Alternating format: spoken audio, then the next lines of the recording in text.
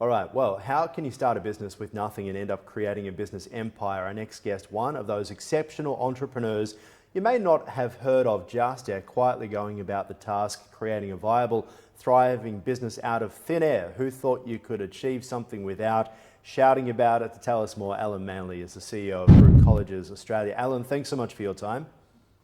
Thank you. Talk to us about what is Group Colleges. Group Colleges has one major college that people would hear about, perhaps as Universal Business School Sydney.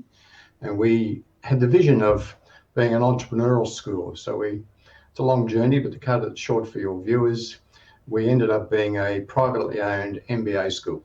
And you know all universities have an MBA or have a business school and they offer an MBA. Well, we're a private equivalent of that, fully licensed by the government, same license as the universities. We went into the international market and we would be, the baseline is last year we were the 10th largest MBA school in Australia. Now, being an entrepreneur, doing a startup is quite often described as a lifestyle choice. You're kind of born with it. What are your views on that? And how do you create a school to teach something to people that many, I suppose, think it just comes from within? You get a bit of a leg up there, really, Aaron. People who come to us want to be entrepreneurs, so they've done a little bit of self-selecting. So I can't claim the full credit there. Their background is such, their personalities. But I think how do you do it? Like any business, when you talked about lifestyle, I'm more of the view that if you're an entrepreneur, that is your lifestyle. Yeah, well, that's exactly what I'm talking about. And I suppose the trouble is a lot of people have a great idea and call themselves an entrepreneur and get into business, and it just doesn't go anywhere because they don't know what to do with the idea. They don't understand the business side. They don't know how to get money through the door, what the prices are, getting everything organized. They throw too much, they order too much product, etc. So I suppose what you guys do is at least provide the basic understanding of what business is all about, right? If I was asked by any of your listeners, what would be step one? You've had a great idea and you've got a bit of passion, and there's lots of really good people who got that. And in the current environment, there may be more. I'm the most boring entrepreneur you ever meet.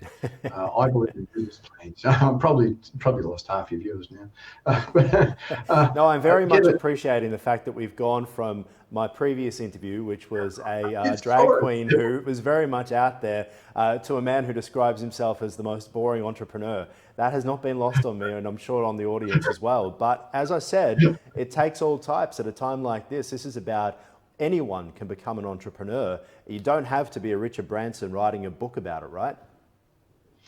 Absolutely, exactly right. If your viewers are asking, what's the first step you get from the most boring entrepreneur you've ever met? If you go on Google and get a business plan, any business plan, do not be fussy. It just doesn't matter. This is a crawl, walk, run type process. Get a business plan, download it, have a bit of a read of it, think about the silly questions they've got, the good questions they've got, and they'll talk to you about what do you want to do. So you'll start emphasizing what your good idea is. There'll be tons of good ideas. And it could be, I don't know, a coffee shop, who knows. You'll then start to go around and you write down why do you think you could run a coffee shop or any other business? It could be anything. Then you start to put your ideas down. And the thing that I find with entrepreneurs is they're a bit scatty, dare I say. And they have really good ideas, but they're just not quite disciplined enough. It's trying to drive down what is the key idea, isn't it? Because when you're starting off, you can end up with so many different views of maybe I should do this, maybe I should do that. And it takes someone else, generally a good friend or family, to really interrogate you to get what is your key product, what are you trying to do, what is your reason to exist, and what are you doing that's not already out there? Because many of our ideas come from when we're in previous jobs and you see maybe 50 different things you like, and you always have this view, I want to do something. And then when you finally get the chance, actually committing to that one great idea can be so hard to do. Couldn't agree more. And that's why I talk about writing it down. And it can be just bullet points. Doesn't have to be flowery English. Just write down the idea you've got. Then you put maybe where you would do it, and then you put maybe why you think you could do it better than anyone else, or at least equal to the people.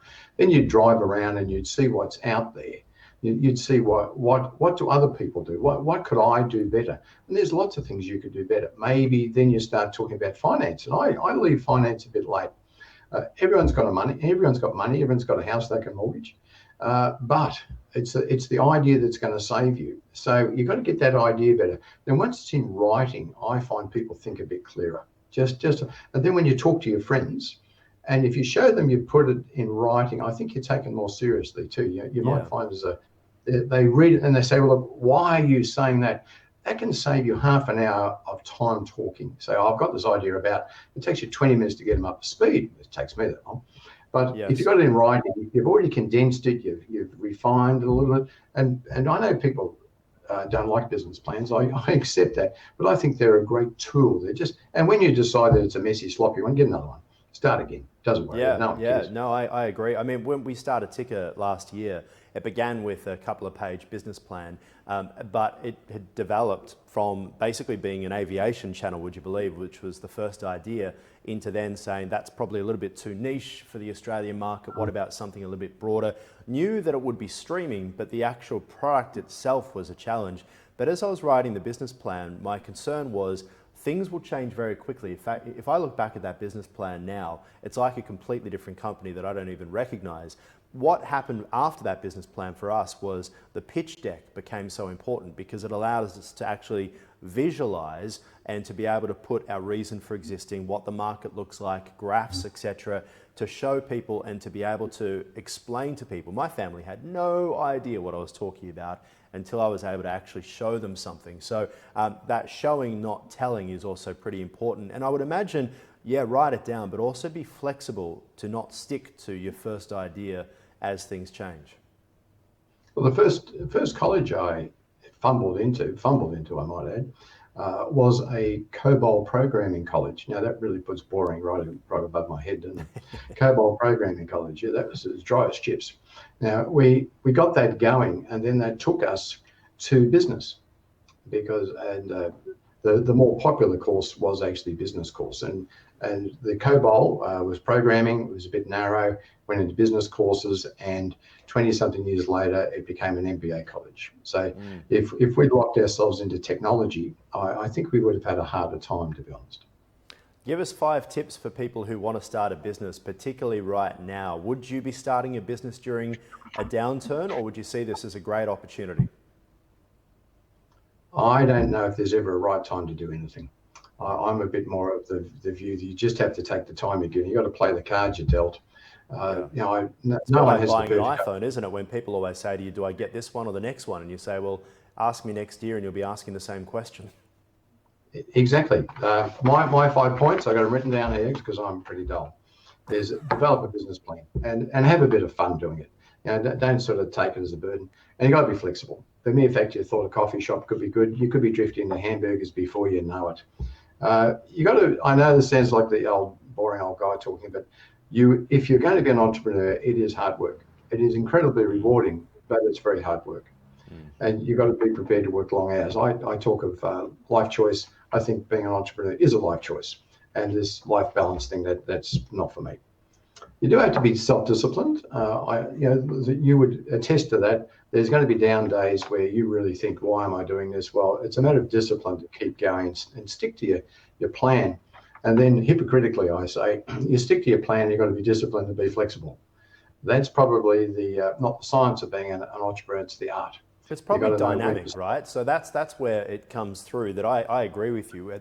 We say you need to stick to your plan, you need to know who you are, but as you say, you have to be able to change really quickly. So it's just about being dynamic. Dynamic's the best word for an entrepreneur because you could be going down a path that suddenly you realize that if you carry on down there, and that many of us left businesses to become entrepreneurs because we were watching exactly that play out, right? We were watching how large businesses tend to stick to one plan and hugely difficult to move. You think of a bank taking up different technology, for example, huge costs, bringing everyone on board, toxic cultures in a lot of workplaces as well, where there's a real lack of willingness to learn. An entrepreneur has to be the opposite of that. We have to be the little mouse that is constantly finding a way through, or I like to call us the mosquito on the back, constantly itching the big giants because we can quickly fly out before they come down with their hand. And that, I guess, being dynamic is the key point. You talk about being a little bit contradictory in that message, but it's really just that there are no hard and fast rules, except for there are no hard and fast rules. That's about it. Then you asked for five, so then I've got a bit of a disappointment I've seen sometimes is ego, and ego can be hidden as drive. That you're really driven and you're going to make this work no matter how much pain and suffering. Well, I don't agree with that. I reckon it's a business, and if the business doesn't perform, I blame the business. I've never blamed myself for anything I did wrong yet. It's interesting you talk about ego. I've seen some people who start off extremely humbled, because starting a business can be extremely humbling. You have all these ideas and you think that people are going to jump on board and it's going to be easy to get this contract or talk people into it because you've told yourself that that's the case. And after I've spoken to entrepreneurs here at Ticker who are now running successful businesses, but talk about that first year where it was 100 phone calls a day to customers, 0 answers for 6 months while living at mum and dad's house. Nothing is more of a humbling experience than that.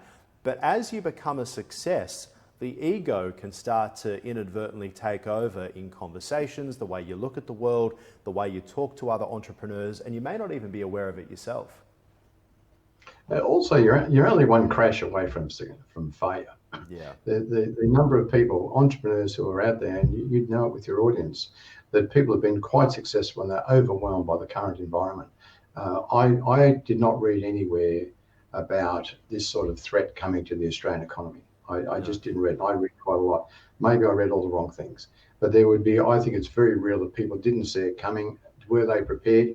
I've heard all the great things. You always put something aside for the future. Well, you only put something aside for the future if you've been trading long enough to save some money. Right. You're a startup. Yeah, and You're that's exactly a point I want to get you on about as well, because we have been watching from a startup perspective all of the announcements and stimulus packages from state and federal governments. I have not seen much at all for the startup community, because a lot of people in startup communities haven't been paying much tax. So the idea of getting your tax back doesn't help anyone. The staff retention doesn't help anyone if it's 1 or 2 people who have formed a business partnership, left their jobs, surviving on the money that they got once they left their jobs, waiting for the money to come in. Suddenly things have dried up. The only option that they now have, you talk about hibernation, that could just kill the whole business idea. I worry that we've had a government and a Prime Minister under Malcolm Turnbull who spoke about the most exciting time to be alive. Look at all these wonderful things happening in the startup community, innovation, $1 billion innovation fund, etc.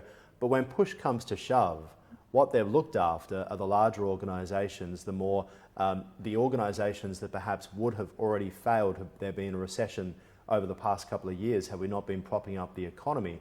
So I have a real worry for a lot of startups out there at the moment who have risked everything and they're not even part of the national conversation. Have you heard anyone in government talk about people in startup boat? I don't think the commentariat actually understand it. Well, very few, yourself being one of them, that startups are the real engine of the economy. Absolutely. We constantly, my gripe, if I was to give one on your good show, would be that the people advocating a lockdown are on government wages. They're not out there. Exactly. Yes, exactly my point. The best thing you do is give a person a job, and the best thing you can do is let a person live their lives. And when you're in lockdown, I think it's the exact reverse to living and the exact reverse to business. So when I hear that, I think I bet that person's on a good salary and it's guaranteed they go home and stay on salary. And they sit there looking at their superannuation fund, and that's about the only sadness they feel. We're like-minded souls. No, I completely agree, Alan. I think that part of what we're trying to do at Ticker is to raise the profile during this time of entrepreneurs, because we're not being spoken about. Entrepreneurs aren't being mentioned as part of this conversation. And as you say, the people making the decisions, perhaps if we say to them, you can't work from home, either you need to go get unemployed, be unemployed like the rest of us, because to think that you have a situation where essentially this is hitting the private sector way more than it's hitting the public sector. We're not seeing the government laying off 20% of the workforce or asking all staff to take a 20% cut, as we're seeing through the media industry, through the aviation industry as well, where people are having to perform and rely on tips on Facebook just to get through. You end up with not just a 2-speed economy, but 2 different types of people coming through this and how they're both dealing, but the problem is that one of those groups are the ones making the decisions. We're soul brothers. We're soul Yeah, brothers. yeah. Alan, really appreciate your time. Thank you so much for joining us. Thanks for having me. Really enjoyed it. Okay. Thank you.